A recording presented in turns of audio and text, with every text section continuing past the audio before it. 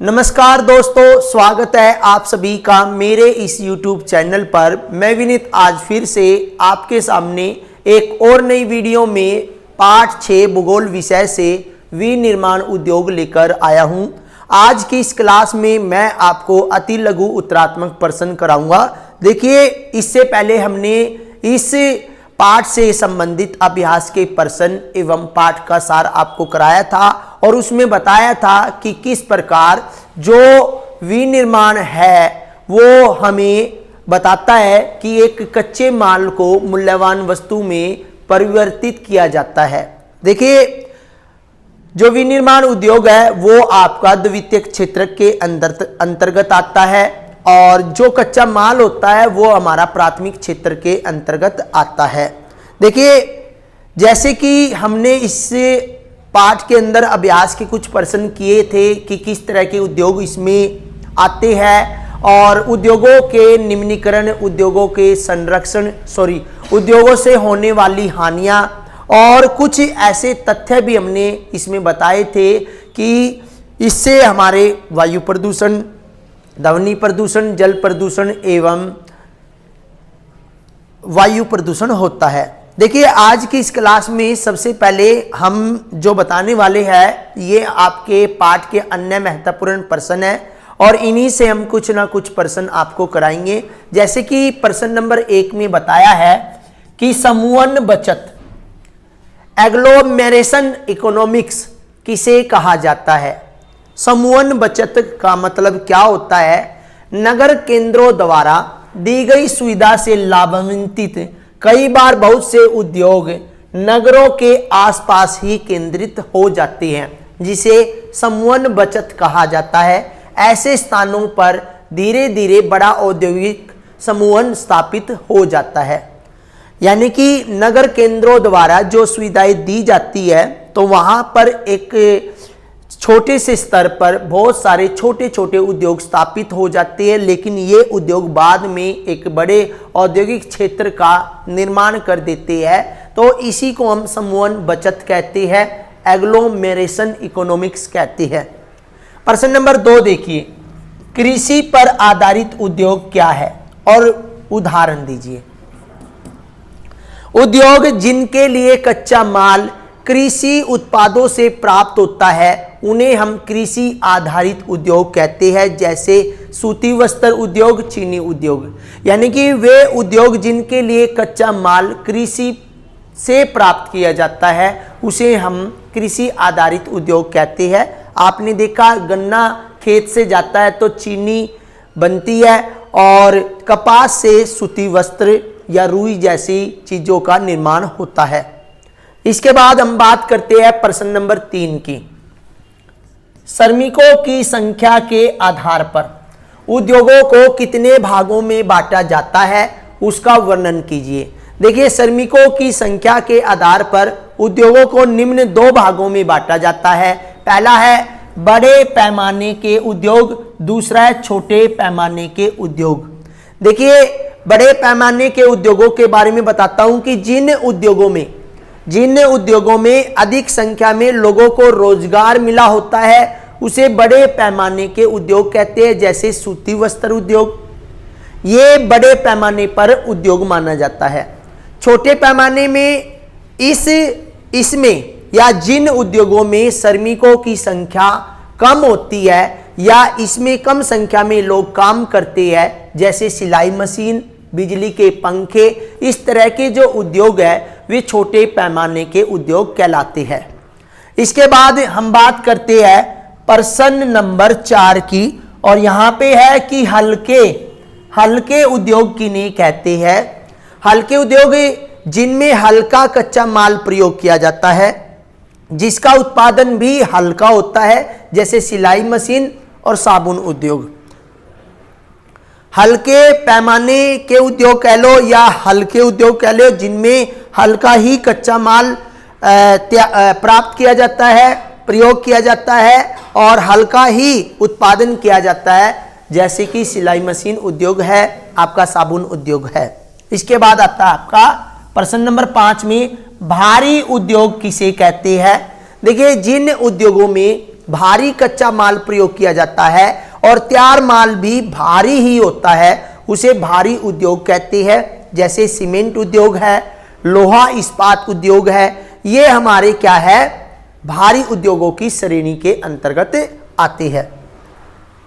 प्रश्न नंबर 6 देखिए, आधारभूत उद्योग क्या है, उदाहरण देकर स्पष्ट कीजिए। देखिए, आधारभूत उद्योग वे होते हैं जो दूसरे उद्योगों को अपने उत्पादन के लिए आधार प्रदान करते हैं। जैसे लोहा इस्पात उद्योग, यानी कि वे उद्योग जो दूसरे उद्योगों को अपने उत्पादन के लिए आधार प्रदान करते हैं, उसे हम आधारभूत उद्योग कहते हैं। जैसे लोहा इस्पात उद्योग। इसके बाद प्रश्न नंबर 7 की बात करते हैं, उपभोक्ता उद्योग किसे कहते हैं। देखिए, वे उद्योग जिनमें दैनिक उपयोग की वस्तु बनाई जाती है, उन्हें उपभोक्ता उद्योग कहते हैं। जैसे कि दंत मंजन है, तेल है, साबुन है, कागज उद्योग है, ये उद्योग उपभोक्ता उद्योग की श्रेणी के अंतर्गत आते हैं।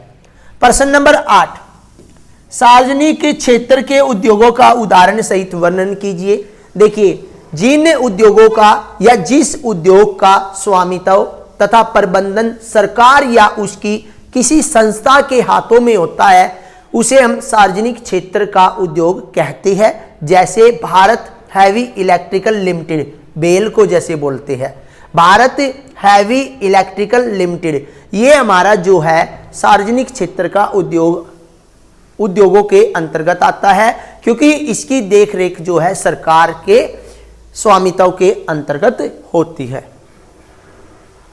अब प्रश्न नंबर 9 में देखिए, निजी क्षेत्र के उद्योगों का उदाहरण सहित वर्णन कीजिए। देखिए, जिन उद्योगों का स्वामित्व किसी व्यक्ति या कुछ लोगों के हाथों में होता है, उसे निजी क्षेत्र का उद्योग कहते हैं। जैसे टिस्को, बजाज ऑटो लिमिटेड, डाबर उद्योग, ये जो उद्योग है निजी क्षेत्र के उद्योग कहलाते हैं। इसके बाद प्रश्न नंबर 10 में खनिज आधारित उद्योग क्या है। देखिए, अभी तक हम उद्योगों के बारे में ही बात कर रहे हैं कि किस तरह के कौन से उद्योग आधारभूत उद्योग है, भारी उद्योग है, उपभोक्ता उद्योग है, हल्के उद्योग है। ठीक है, अब सार्वजनिक क्षेत्र के पढ़े, निजी क्षेत्र के हमने पढ़े, अब बात करते खनिज आधारित उद्योग। 2 उदाहरण देने हैं। जो उद्योग अपने कच्चे माल के लिए खनिजों पर निर्भर होते हैं, उन्हें हम खनिज आधारित उद्योग कहते हैं। जैसे लोहा और इस्पात उद्योग, सीमेंट और रसायन उद्योग खनिज आधारित उद्योगों के उदाहरण हैं। इसके बाद प्रश्न नंबर 11 में देखिए, सहकारी उद्योगों पर संक्षिप्त नोट। देखिए, जिन उद्योगों का स्वामित्व कच्चे माल की पूर्ति करने के लिए उत्पादकों, श्रमिकों या दोनों के हाथों में होता है, उन्हें सहकारी उद्योग कहते हैं। संसाधनों का कोष संयुक्त होता है तथा लाभ और हानि का विभाजन भी आनुपातिक होता है। जैसे महाराष्ट्र के चीनी उद्योग, केरल के नारियल पर आधारित उद्योग। सहकारी उद्योगों का मतलब ये होता है कि जिसमें सरकार का जो परसेंटेज है वो 50% से अधिक, यानी कि 51% के लगभग, और बाकी 49% जो है एक निजी व्यक्ति का शेयर होता है। कहने का मतलब है कि हमारा 51% सरकार का और 49% जो है प्राइवेट किसी निजी व्यक्ति का अधिकार होता है, उन्हें सहकारी उद्योग कहते हैं। इसके बाद प्रश्न नंबर 12 की बात करते हैं। गुजरात राज्य में, यहां पे क्या है ये, गुजरात राज्य, गुजरात राज्य में स्थित सूती वस्त्र उद्योगों के 4 केंद्रों के नाम बताइए। देखिए, अहमदाबाद, सूरत, पोरबंदर और बड़ोदरा, ये हमारे गुजरात राज्य में 4 सूती वस्त्रों के केंद्र है। अब प्रश्न नंबर 13 में देखिए, पश्चिम बंगाल राज्य के 4 सूती वस्त्र उद्योग। पश्चिम बंगाल में यदि बात करें, हुगली, मुर्शिदाबाद, हावड़ा और श्रीरामपुर, ये हमारे 4 पश्चिम बंगाल के अंतर्गत है। और यदि 4 महाराष्ट्र राज्य में स्थित सूती वस्त्र उद्योग की बात करें, कहां पर है, मुंबई में, नागपुर में, सोलापुर में, वर्धा में और पुणे में। 1 बाय 1 आपसे गुजरात के बारे में भी पूछ सकता है, आपसे महाराष्ट्र के बारे में भी पूछ सकता है और पश्चिम बंगाल के बारे में भी पूछ सकता है। अब बात करते हैं प्रश्न नंबर 15। लोहा इस्पात उद्योग को आधारभूत उद्योग क्यों कहा जाता है? अभी हमने पढ़ा था कि आधारभूत उद्योग क्या होता है, जो उत्पादन के लिए निर्भर करता है, यानी कि किसी को आधार बनाता है। तो लोहा इस्पात उद्योग जो है उसको आधारभूत उद्योग क्यों कहते हैं? देखिए, लोहा इस्पात उद्योग एक आधारभूत उद्योग है क्योंकि अन्य सभी भारी, हल्के और मध्यम उद्योग इनसे बनी मशीनरी पर निर्भर करते हैं। विभिन्न प्रकार के इंजीनियरिंग सामान, रक्षा सामग्री, वैज्ञानिक उपकरण और अन्य उपभोक्ता वस्तुओं के निर्माण के लिए इस्पात की आवश्यकता होती है। इसलिए लोह इस्पात उद्योग को हम आधारभूत उद्योग की श्रेणी में रखते हैं। प्रश्न नंबर 16।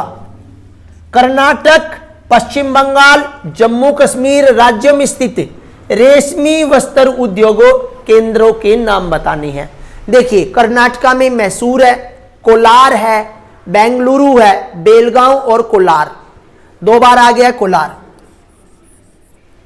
पश्चिम बंगाल में मुर्शिदाबाद, पश्चिम बंगाल में मुर्शिदाबाद और बांकुरा।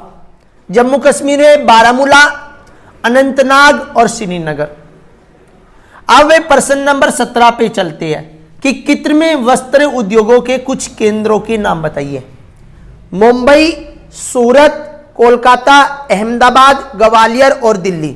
यहां पे मानव निर्मित यानी कि कृत्रिम वस्त्र उद्योग है। प्रश्न नंबर 18 पे ये, भारत के जूट के सामान के प्रमुख ग्राहक देशों के क्या नाम है? संयुक्त राष्ट्र अमेरिका, कनाडा, रूस, संयुक्त अरब गणराज्य, ऑस्ट्रेलिया और ग्रेट ब्रिटेन भारत के जूट के सामान के प्रमुख ग्राहक है। अब प्रश्न नंबर 19 पर, भारत में सूती वस्त्र का प्रथम सफल कारखाना कब और कहां स्थापित किया गया? देखिए, भारत में सूती वस्त्र उद्योग का प्रथम महत्वपूर्ण कारखाना 1854 में मुंबई में स्थापित किया गया था। प्रश्न नंबर 20, भारत में प्रथम जूट मिल कब और कहां स्टार्ट की गई, लगाई गई? तो भारत में प्रथम जूट मिल 1859 में कोलकाता के समीप रिसरा में स्थापित की गई। प्रश्न नंबर 21 पे आइए, ये कह रहा भारत में रूस की सहायता से स्थापित 2 लोह इस्पात कारखानों के नाम। देखिए, एक भिलाई स्टील प्लांट जो कि छत्तीसगढ़ में है, एक बोकारो स्टील प्लांट जो कि झारखंड में है। इसके बाद हम बात करते हैं प्रश्न नंबर 22 की, कि भारत में जर्मनी और ब्रिटेन के सहयोग से स्थापित एक एक लोहा इस्पात संयंत्र का नाम लिखना है। देखिए, जर्मनी के सहयोग से राउरकेला स्टील प्लांट जो कि उड़ीसा में है, और ब्रिटेन के सहयोग से दुर्गापुर स्टील प्लांट जो कि पश्चिम बंगाल में है। प्रश्न नंबर 23 पे आइए, भारत का एकमात्र तांबा उत्पादक संस्थान कौन सा है? इसके 2 केंद्रों के नाम लिखिए। भारत का एकमात्र तांबा उत्पादक संस्थान हिंदुस्तान तांबा लिमिटेड है। इसके 2 केंद्र हैं, झारखंड राज्य में सिंहभूम बोल देते हैं, जिले में घाटशिला। झारखंड राज्य का सिंहभूम जिला में घाटशिला के निकट मऊ बंडर स्थान पर, और दूसरा राजस्थान के झुंझुनू जिले में खेतड़ी। ये 2 हमारे तांबा उत्पादक स्थान है। प्रश्न नंबर 24 पे आइए, रासायनिक उद्योग के 2 प्रकार कौन से हैं और भारी कार्बनिक रसायनों के अंतर्गत किन वस्तुओं का निर्माण होता है? देखिए, रासायनिक उद्योगों के 2 प्रकार है, एक कार्बनिक है और एक अकार्बनिक है। भारी कार्बनिक रसायनों के अंतर्गत बनने वाली वस्तुएं जैसे गंधक का तेजाब, क्षारकीय सामग्री, सोडा ऐश, नाइट्रिक एसिड और कास्टिक सोडा है। इसके बाद बात करते हैं हम प्रश्न नंबर 25 की। भारत में पहला सीमेंट का कारखाना कब और कहां लगाया गया? और भारत में इस उद्योग के तीव्र विस्तार का एक कारण लिखिए। देखिए, भारत में पहला सीमेंट का कारखाना 1904 में चेन्नई में लगाया गया और सीमेंट उद्योग के तीव्र विकास का प्रमुख कारण भारत में निर्मित सीमेंट की उत्तम गुणवत्ता है, जिसके कारण दक्षिण और पूर्वी एशिया के देशों में भी इसकी मांग बढ़ती जा रही है। और अंतिम पर्सन लास्ट की बात करते हैं। भारत में इलेक्ट्रॉनिक सामान के 5 उत्पादक केंद्रों के नाम। भारत में इलेक्ट्रॉनिक सामान के 5 उत्पादक केंद्र बेंगलुरु, दिल्ली, मुंबई, चेन्नई और हैदराबाद और पुणे हैं। तो यहाँ पे देखिए, हमने आपको अति लघु उत्तरात्मक प्रश्न कराए जो कि 20 से 30 शब्दों में है। और जो भी स्टूडेंट हमारे चैनल पर नए हैं वो हमारे चैनल को सब्सक्राइब कर ले। वीडियो अच्छी लगे तो लाइक करें, शेयर करें। धन्यवाद।